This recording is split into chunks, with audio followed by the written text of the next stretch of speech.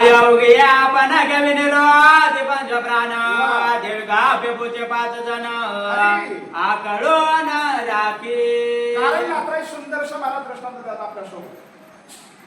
कारण जसा योगी महात्मा समाधी अवस्थेला जर प्राप्त व्हायचा असेल, व्यान उदान आपा समान आणि प्राण पंचप्राण एकत्रित करतो आणि बसून महाराज जागेवर सगळं करून तयार होतो.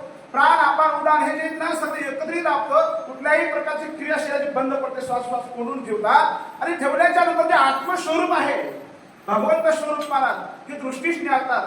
दुसरं कुठल्याही प्रकारची क्रिया त्यांची शिल्लक राहत नाही. जसे पंचप्राण आकर्षित करण्यासाठी कुणालाही शक्य नाही, कारण 5 प्राण आहेत, त्याचे उपप्राण विषय आहे. त्याच्यामुळे प्राण ज्याला आवडतात नाही त्याला विषय आवडता येत नाही. पण ज्याला अगोदर विषयाला आपल्या बंधनामध्ये आणलेला असतं, विषय ताब्यात घेतलेले असतात, म्हणून त्यांनी पंचप्राण आकर्षित करतात. का नाही तसे कुठल्याही प्रकारचा त्यांना वेळ लागत नाही, कारण मूळ तोडलं की फाटी तोडायची गरज पडत नाही. गुरु तसं प्राण आवडले का नाही विषय आवडायची गरज नाही, ऑटोमॅटिक जागी थांबून जातात. तसे हे जे काही 5 राक्षस होते मला 5 बाजूला मार करू लागले, त्या पद्धतीने मारुतीला शब्दाने आकर्षित केले. बोला. विवेक वैराग्य संपन्न पंच विषय करीत दमन देवगा पेपूचे 5 जण निर्बंध राखी. कारण महाराजांनी पंचप्राण एकत्रित केले. त्याला महाराजाचा विचार ठिकाणा नसतो. विवेक नावाचाही महाराज विचार आहे माणसाच्या स्मरण शक्तीमध्ये. त्याचा विवेक जागृत नाही. गुरु त्याला कुठल्याही प्रकारची भीती नाही, त्याला कुठला विषय बाधा करू शकत नाही, कुठला काम बाधा करू शकत नाही. कुठलाही महाराज पंचविषय जागला तरी थांबल्या जातात. कशामुळे? विवेक एके आलेली 14 वय 5ची एक अहंकार चित्त बुद्धी महाराज स्वय समरस्य वेग होतात महाराज. कुठेही वळवळ करीत नाही. तर माझ्यापेक्षा खूप ज्ञानी माणसं आहेत. गुरु मी आता तुमच्यासोबत थोडं सांगायचा प्रयत्न करेल, कारण माझ्या अगोदर तुम्हाला कळायला लागले. जसं आवश्यक करतात कशामुळे? विवेकामुळं, विचारामुळं.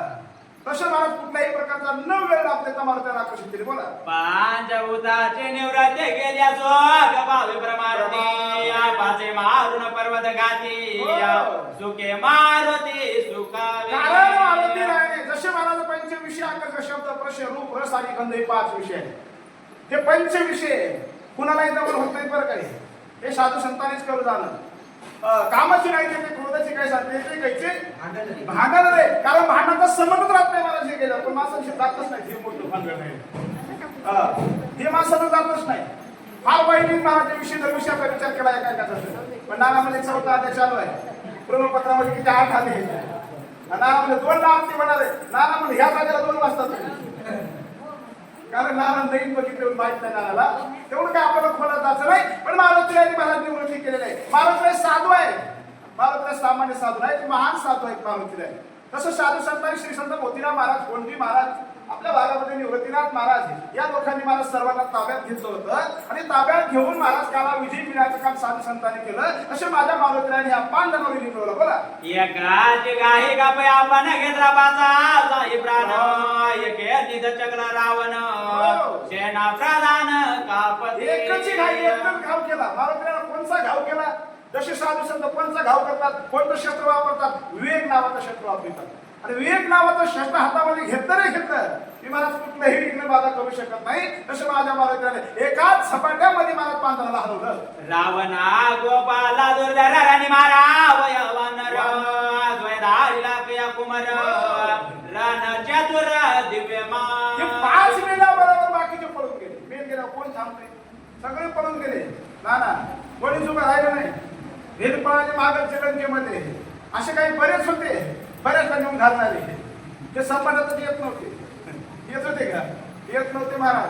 पण माझ्या मारुतीला ते जमत नाही. आता मारुती आताच ते पेस्ट टाकीत नाही, ती पेस्ट टाकतील बघा आता इंद्रजित आल्या शेवटला. कारण सगळे आणून घालतात. पण मारुतीला माहिती पुन्हा बाकी कोणी शिल्लक जाऊ द्यायची गरज नाही गावाला. मारुतीला सध्या जाऊ द्या काय करा घेऊन येते परत.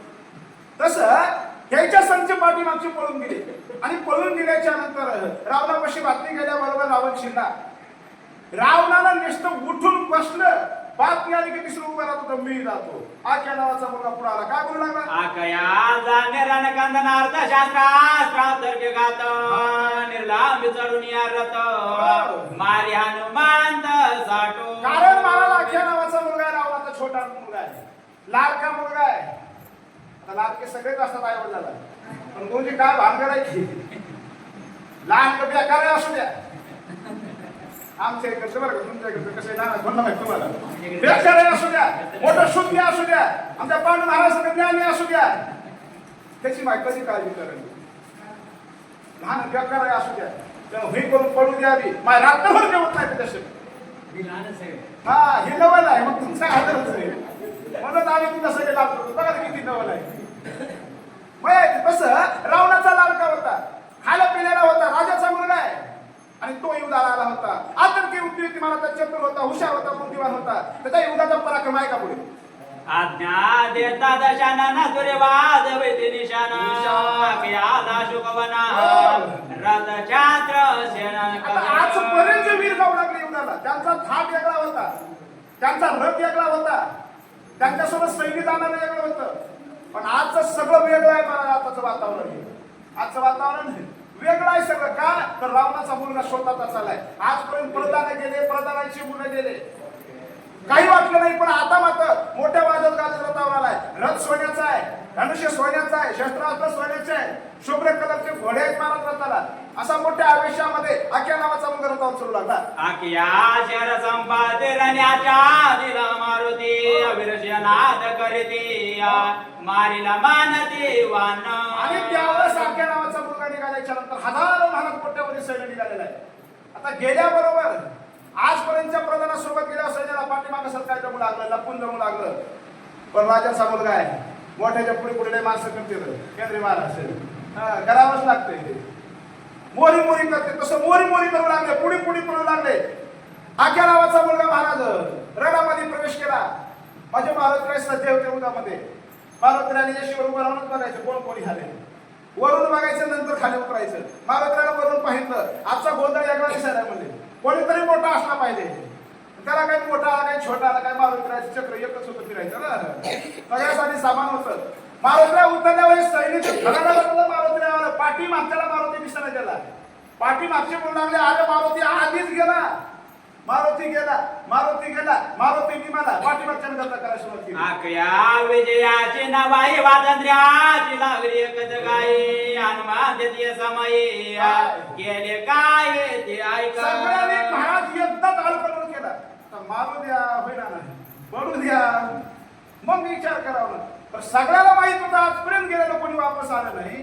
आणि नेमकं जो वीर मेला आख्या नावाचा, त्याला युद्ध केलं नाही करू. नुसतं हे चालेल, पुढच्या उकालाला मारलं त्याला दिसला गेले पाठीमागच्या. तोपर्यंत वाद्यवादाला सुरुवात केलं मात्र त्या आख्या नावाच्या मुलाचा जे गोष्ट करायला लागले. मारुती गेलंच म्हणायला लागले सगळ्याच्या. मारुतीराने ऐकलं. मारुतीरा म्हणजे गडबड करू नका, गडबड केल्यानं काही होत नाही.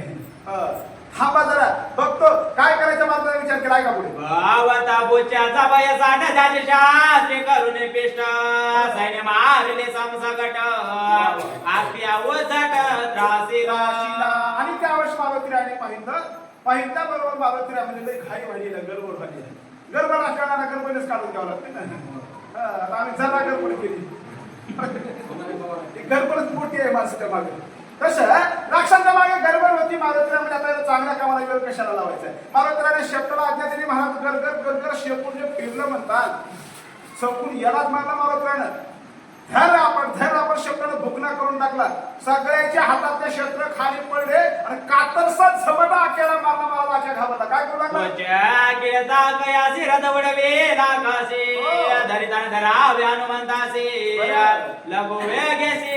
मारुतीराने सगळ्यांना पाडलं. ना हुशार होता. कोण? आख्या नावाचा मुलगा हुशार होता.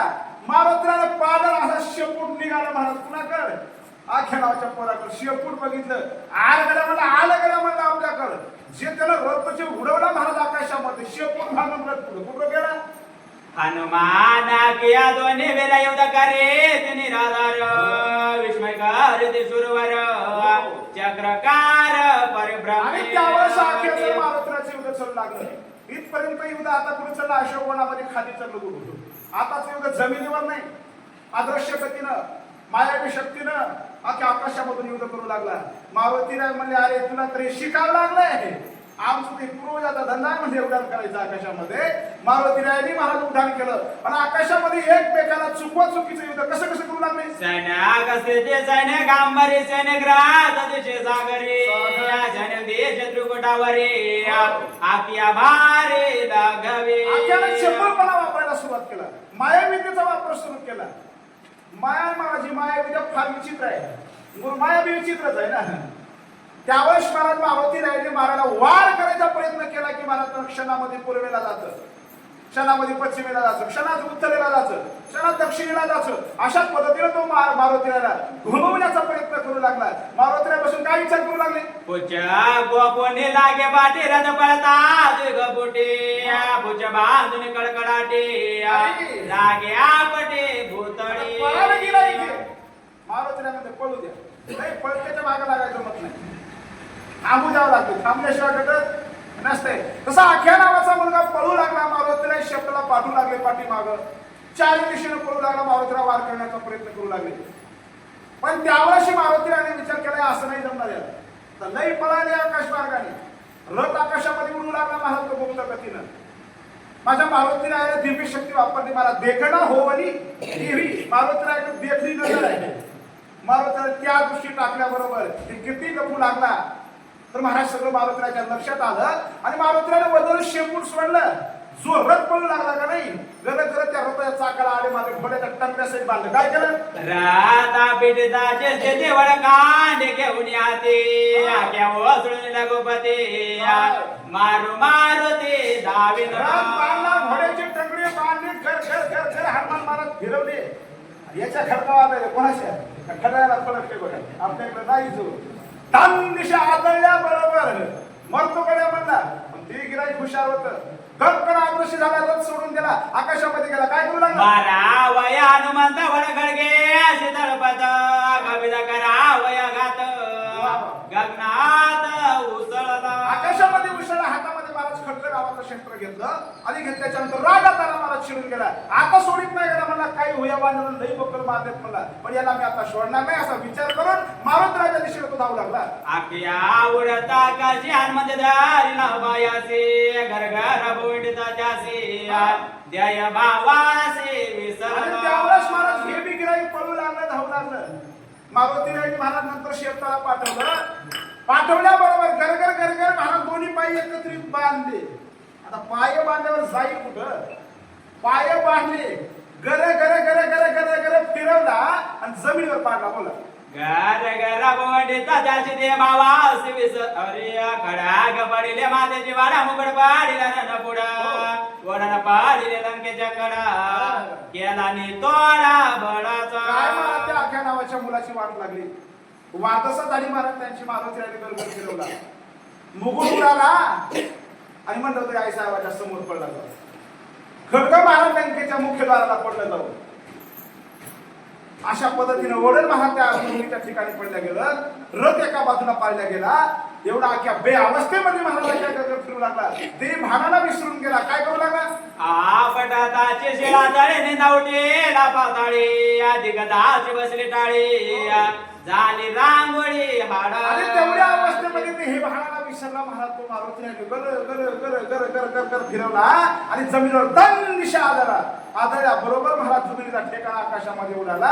आख्या खलास झाला महाराज. बोला. घरी ताकिया समाप्ती हनुमंताच्या घर गिरते स्वर्ग स्वर वर वाणते वाणते ते ऋषी. आणि ज्यावेळेस मारुतीरायाचं युद्ध पाहण्यासाठी गुरु काय असतं ते का माणसं पोथीला कमी येतात, शब्दाला कमी येतात, कीर्तनाला कमी येतात, पण भांडाला माणसं काही येतात. आता बघा इतकेच माणसं आहेत का चला बाहेर जसं आपण पुण्याला काय काय म्हणून दाटून नाही मला तुम्ही खूप पब्लिक येऊन तिथं महाराज मारुतीरायाचं द्राक्षाचं युद्ध होतं. सगळे लोक जमले होते तिथं.